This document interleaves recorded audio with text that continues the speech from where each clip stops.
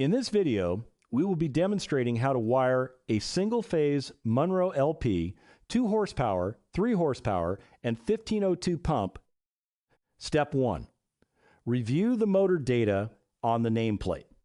As you can see, this single-phase motor runs on 208 to 230 volts.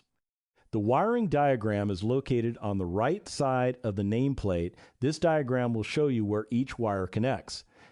Remove the motor cover and locate the corresponding connections as listed on the diagram.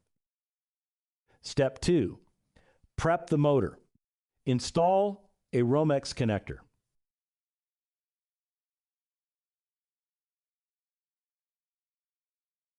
This connector will hold the wire in place, pass the wire through the Romex from the outside. Step 3. Wire the motor connections. As referenced on the wiring diagram, you should have 2 lines and a ground wire coming from the breaker box. Connect the grounding wire to the green ground screw.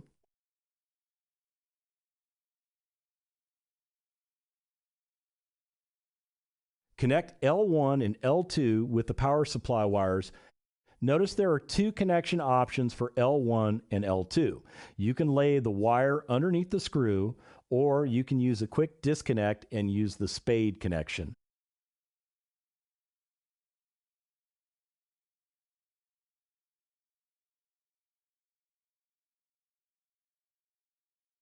After you connect L1 and L2, adjust the wire length of the supply cord, then tighten the Romex connector to hold the cord in place. Step 4. Replace the motor cover. Once finished, put your motor cover back on, and your single-phase pump is now wired and ready for use. If you need help walking through the wiring process, contact Munro Technical Support. Our team is here to help.